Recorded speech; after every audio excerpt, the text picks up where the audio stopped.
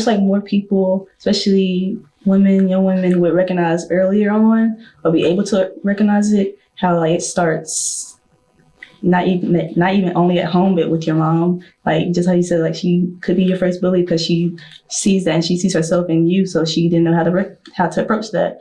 And I wish, like, even if I was younger, I could tell, okay, this is starting right here. So we need to go to the source instead of like going to just beat myself down or go to my friends like, oh, I hate this. Like, just go to my parents like, okay, this is what we need to fix, because if it was fixed. And leads me to my next like 2-part question. Have you sat down with your mom to actually have these conversations? And if you have, what kind of have you reflected on your own, what you kind of wanted your childhood to be like, or what would you change? Mm-hmm. Yeah, so I already kind of mentioned that I have with my mom. It wasn't necessarily like formal or like scheduled or anything like that. It honestly came from a place of just like maximum frustration, to be honest. And that's again why, like how y'all are saying, be mindful, like the delivery and all that. Like it just happened in a moment. And so matter of fact, I know it wasn't the best delivery. Let me not even pretend, but I did. And after having that moment, although it could have been a better moment, I think we were able to see each other in a better space. I would say I definitely had a few conversations with my mom. I definitely feel like, I'm not gonna lie, I get triggered with conversations with my mom. Because when I was younger, like when I used to be her emotional like dumping ground when a lot of stuff was going on, like between my parents' marriage and all this kind of stuff, like I wrote a poem about this where she would be talking to me about whatever and I would kind of just blank out. And I would just look at the clock and in 1 minute it would be like 7 o'clock, the next minute it would be like 9:15.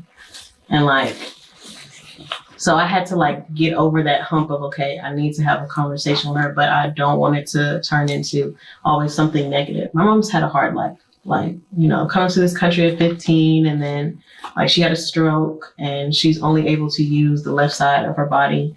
But that doesn't stop her from living her life. And just everything, like my parents' marriage and stuff like that, it's just hard to see my mom cry. Like it becomes like an emotional weight for me. And, but I was really proud of her with that conversation because I felt like she put it to the side because I brought something to her attention. I was like, Mom, like, I was honest. I was like, I don't feel like I can trust you with my heart. And that was a really big pill for her to swallow because I'm like, what do you mean? Like, and I just felt like over the years, there was things that she didn't tell me. I felt like I was lied to about, and I felt like I was just so angry. And I'm like, why? Like, you made me an emotional dumping ground, then you hid stuff from me. Like, what? Why couldn't you just dump all that in? I would say if you need to have a conversation with your mom, just rely on that love and that trust y'all have between each other, even if that trust is semi-broken. Because you're right. It took not one conversation, not two conversations, but multiple conversations. I also think it's important to recognize too, like we would probably go to therapy, like our moms, that was probably not, that wasn't as what's the word I'm looking for? It wasn't as accepted, during like when they were growing up. So like my mom just started going to therapy like, just a few years ago. And when she started, that's when we were able to have those conversations. Yeah, because it's like what you were saying earlier when you were like, you had to kind of like teach your parents.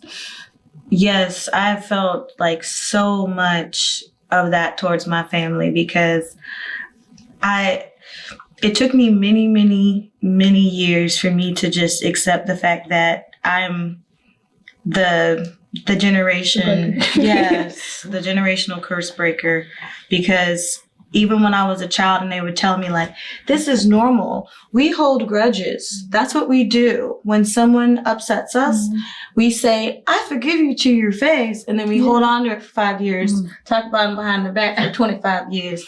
And don't ask me why I don't like her today because I can't remember. But I know it was for a good reason. And I was one that was like, that seems like a lot of energy to give someone you don't like. I'm curious to know who's all like had the therapy experience with their mom, like a joint session. Has anybody? Joint? No. I would love to do that. Yeah. I feel like it still scares her a little bit, therapy. And even when I started going, she was like, don't tell them too much because I don't want you to get taken away. I'm like, what are you talking about? Like, she was What did she say? like, She'll you get taken away. Yeah, she's like, they're coming to the house. I'm like, ooh, what are you talking about? I told this woman my feelings.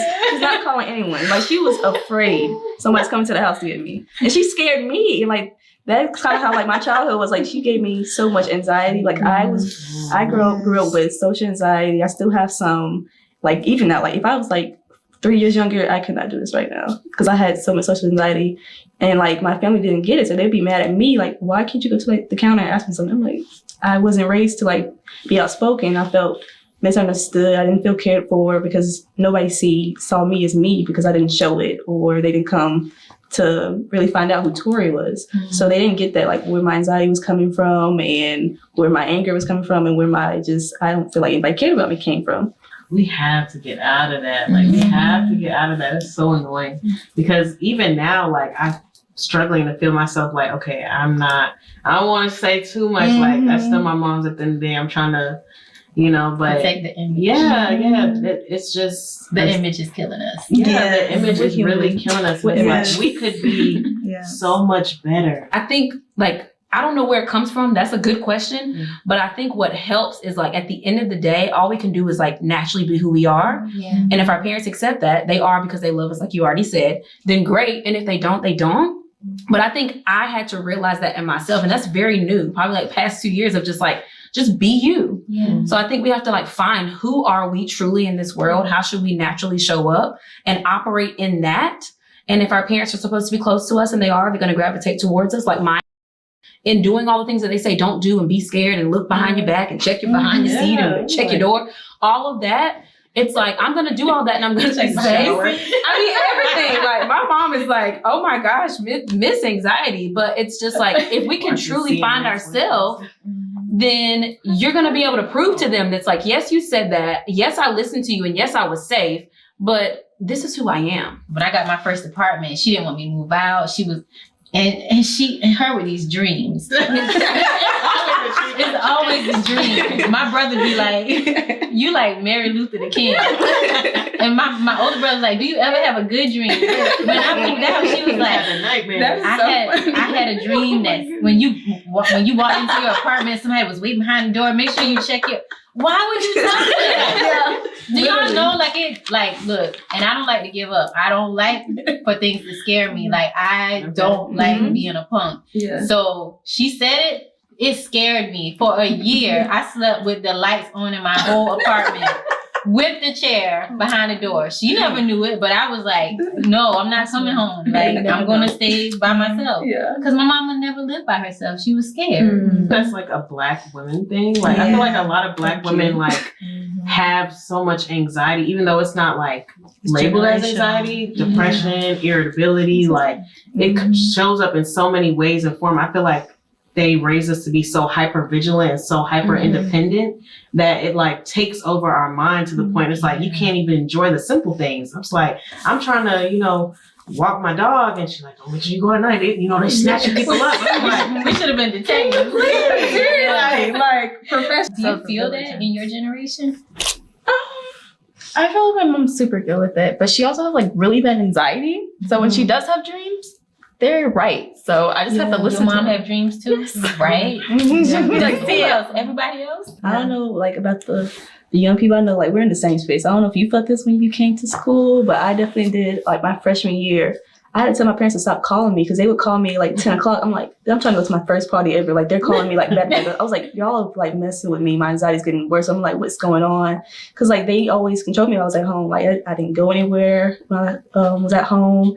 I was just in my room because of my social anxiety. I didn't mess with people. But when I tried to kind of extend myself and go out and, like, meet people, they would make my anxiety, like, shoot up. I'm like, stop calling me. Y'all would call me on Sundays at 2 o'clock in PM, not at, like, Saturday at 11, trying to see where I'm at or who I'm with. And that just, like, shot my anxiety up when I went to college. And that's Is it because you were concerned about something bad happening because they were calling you? It's just how my anxiety worked. I just, even like if I go out, like my cousin takes me out, I would still be like, okay, when they call me, I gotta answer. When they text me, I gotta answer. Or this, if they call me, something's about to happen. Just my anxiety is crazy. So I feel like it was like the opposite for me because like I have almost worse anxiety than my mom. So I was like always in the house, and then my brother was antisocial.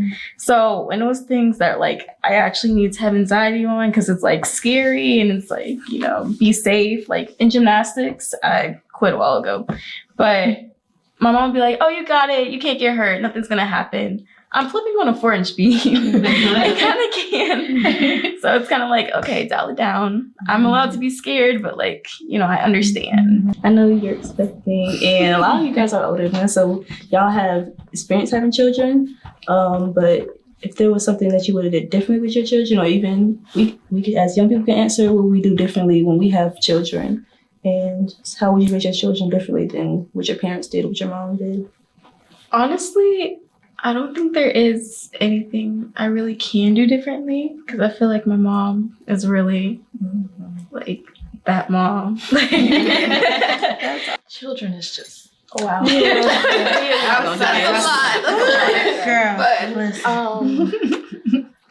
I wish my mom would take better care of herself. I feel like she's always giving and doing everything and being super mom, and she doesn't take the time to like heal her own childhood trauma and talk to her mom about what she went through. I wish she would take more time for herself. Well, I have a daughter, and we have like she's like my right hand. But she said to me recently that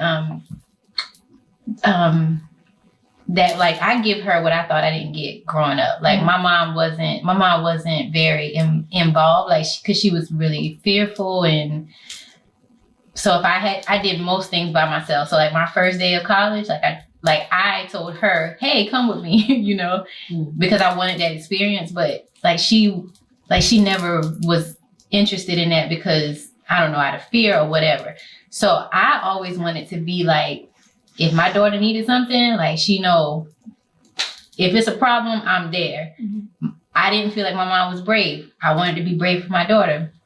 But my daughter said to me recently that I feel like she felt like emotionally she didn't get that part from me. Like, and we had this awesome conversation, and I get it. So, cause I'm more like pushing her, like, you can do this, you can do that. But when it comes to her being like that sensitivity that my mom got, she actually needs that. And I don't really give her that. So I'm learning how to give her that. I would definitely keep my mom's like lovingness, like how she was very emotional with us and very like nurturing, caring. So I definitely wouldn't change that. The only thing I would probably change is not like put so much worry and anxiety and fear onto them. Like it's normal to have fear, and it's normal to, but not overdo it to the point where all they can think about is what might go wrong. I guess I'm kind of like tiptoeing on that whole mommy line at some point. I'm 32, but I'm still like, what age did Beyonce have in twins? Because I'm still trying to push the line. But I think for me, my mom was like, loves hard. My grandmother loved hard. And I think that's where she got it from. And she just really instilled love. So I definitely want to duplicate that. But I think what I would change is to be less of a reactor and more of a listener. Not letting like all their actions reflect on me. Like I shouldn't feel bad or make them feel bad because of something they do, and then make it feel like, oh, it was my fault. You can't always make your kids feel like they made you feel like a bad mom for their actions. That's good. Yeah, that's really good. And I would definitely piggyback on that because for me, when I was 22, I was very adamant about not having any children ever. Yes. And then, but then my sister welcomed my nephew into the world when I was like 25. And I was like, this is got me thinking about some things.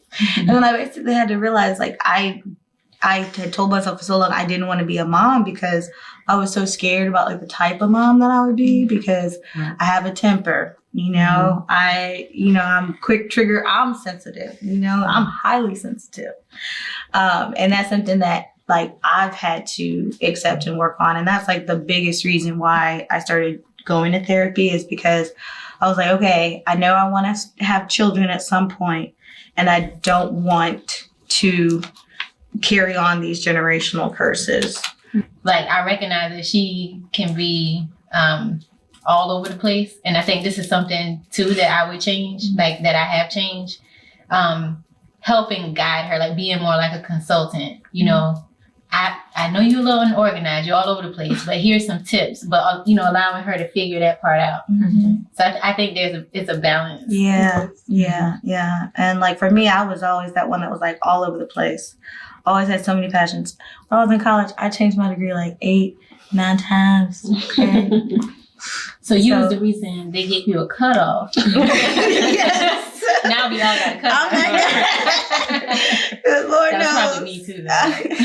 Oh, and don't let it get to final time. I'll be like, we can't change it now. For me, I've always given thought to this. I love kids, and I always knew I was going to have them. So I always started this conversation pretty early, just thinking, okay, I'm not going to do this. I'm not doing this. I'm going to do this instead. Just like got to the point where I was like, okay, I may not even bring my child to my house or around my family as much as I was like, I don't want things to be that was instilled in me to be instilled on them.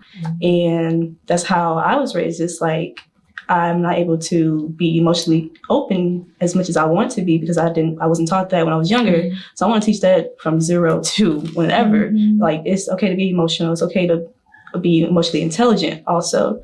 So definitely not instill so much anxiety or controllingness in my kids, or that if they don't do like what I want, it's like going to be bad. Or if they're different from me, it's bad. And just make sure we're emotionally intelligent and they can trust me.